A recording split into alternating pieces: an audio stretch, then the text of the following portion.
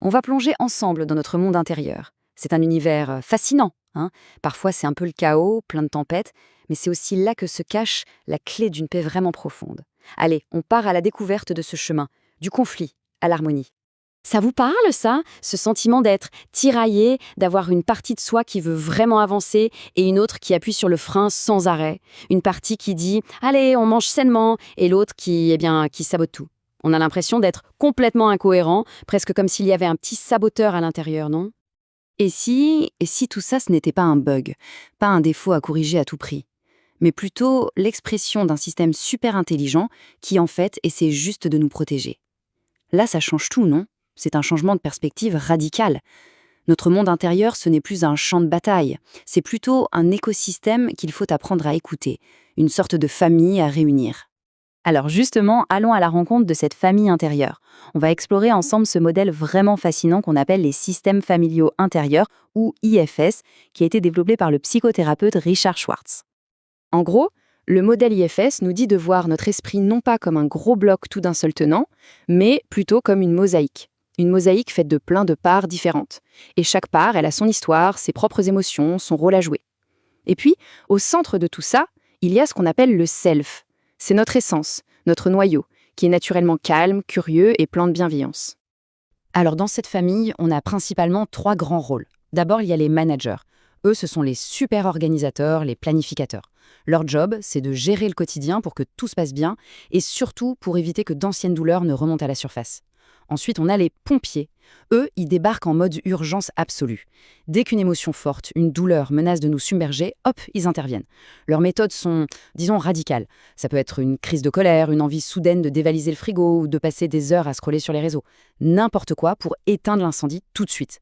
Et enfin, il y a les exilés. Ce sont nos parts les plus jeunes, les plus vulnérables, celles qui portent le poids de nos blessures, de nos traumatismes. Et tout le travail des managers et des pompiers, c'est de les garder bien loin, bien cachés, de peur que leur souffrance soit trop grande à supporter. Et c'est là, vraiment, que tout bascule. L'idée centrale, le cœur du réacteur, c'est ça. Il n'y a pas de mauvaise part. Non, aucune. Même ce pompier qui nous fait faire des choses qu'on regrette, il a une intention positive à la base. Son but, c'est de nous protéger d'une souffrance qu'il croit insupportable.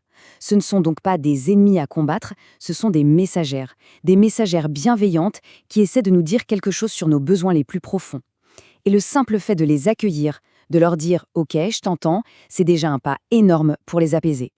Bon, comprendre ces parts, c'est la première étape, on est d'accord. Mais qui peut bien diriger toute cette petite famille qui est parfois un peu chaotique? C'est là qu'on touche au concept le plus puissant de ce modèle, la redécouverte du self, notre leader compatissant intérieur. Attention, le self, ce n'est pas juste une autre part dans la famille, non. C'est l'espace de conscience qui les contient toutes. C'est notre centre, notre noyau indestructible, qui est souvent caché par tout le bruit que font nos managers et nos pompiers. Le self, c'est notre source de guérison innée. Et ce qui est génial, c'est que le simple fait de se reconnecter à lui, même un instant, ça apporte un soulagement quasi immédiat. Ça redonne de l'énergie à tout notre système. Richard Schwartz a même identifié 8 qualités qui apparaissent tout à fait naturellement quand on est dans cet espace du self. On les appelle les 8 C. C'est un peu comme la super boîte à outils de notre leader intérieur, vous voyez. On y trouve le calme, pour apaiser tout le monde, la curiosité, pour approcher nos parts sans les juger, la clarté, la compassion, la confiance, la créativité, la connexion et le courage. Et le plus beau, c'est que ces qualités, on les a tous en nous. Elles sont là, disponibles, dès que nos parts se sentent assez en sécurité pour laisser un peu de place. Et concrètement, ça donne quoi? Ce qui est passionnant, c'est de voir comment le self transforme notre dialogue intérieur. Prenez la honte, par exemple. Cette petite voix qui nous dit « j'aurais dû mieux faire, j'aurais déjà dû comprendre ça ». Ça, typiquement, c'est la voix d'un manager super critique. La perspective du self, elle est radicalement différente. Elle est plus humaine. Elle dirait plutôt « c'est ok, les erreurs sont nécessaires pour apprendre ». Et rien que ce changement de ton, ce geste d'autocompassion, ça change absolument tout. Ok, mais parfois certaines parts sont tellement coincées dans leur rôle, tellement figées, que les mots ne suffisent plus. Alors le modèle IFS a une approche vraiment surprenante et super intuitive pour les aider à se débloquer, guérir avec les éléments de la nature. L'idée est toute simple en apparence. On propose à une part en souffrance de se connecter à un élément de la nature pour qu'elle puisse y puiser l'énergie dont elle a besoin. Mais attention, ce n'est pas juste une petite visualisation sympa. C'est une vraie expérience corporelle, somatique, comme on dit. Ça permet de contourner le mental, qui est souvent sur la défensive, pour parler directement au corps, au système nerveux. Et regardez comme c'est parlant. Chaque élément apporte une qualité bien précise. Par exemple, une part qui se sent complètement perdue, en insécurité, pourrait avoir besoin de la stabilité de la terre pour s'ancrer. Une part qui se sent rigide, pleine de honte, pourrait être comme lavée, purifiée par l'eau. Une autre qui se sent étouffée, piégée, pourrait enfin trouver de l'espace et respirer grâce à l'air, au vent. Le feu, lui, peut redonner de l'énergie et du courage à une part totalement épuisée. Et la lumière, elle peut apporter de l'espoir et de la clarté à une part qui se sentait invisible, cachée dans l'ombre. Et ce qui est vraiment fascinant dans tout ça, c'est que ces idées ne sont pas si nouvelles que ça. En fait, elles sont comme un écho à des sagesses très anciennes, universelles. Une sagesse intemporelle pour notre esprit moderne. Richard Schwartz le dit lui-même très humblement, le self, il ne l'a pas inventé. C'est une redécouverte. Quasiment toutes les traditions spirituelles ont un mot pour ça. Le bouddhisme parle de la nature de Bouddha, le christianisme de la conscience christique ou de l'âme. Au fond, toutes ces grandes traditions décrivent la même chose. Cette équat-conscience calme, compassion, connectée, comme étant notre véritable nature.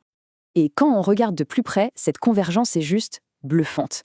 Les qualités du self, les fameux 8C, on les retrouve comme un miroir dans les grandes vertus de traditions millénaires. La compassion de l'IFS, c'est la karuna dans le bouddhisme. Le courage, c'est la fortitude dans le christianisme ou l'andreya chez les stoïciens. Les mots ne sont pas les mêmes, mais l'expérience de ce qu'il y a de plus profond en nous, elle, reste la même à travers les âges. Alors, au final, où est-ce que tout ce voyage nous mène ?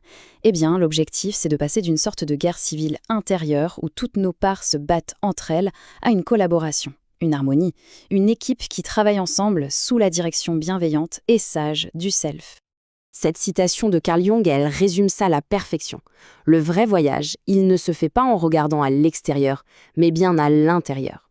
Et quand on commence à accueillir chaque part, à vraiment écouter le message bienveillant qu'elle porte, on ne fait pas que guérir. C'est bien plus que ça. On s'éveille.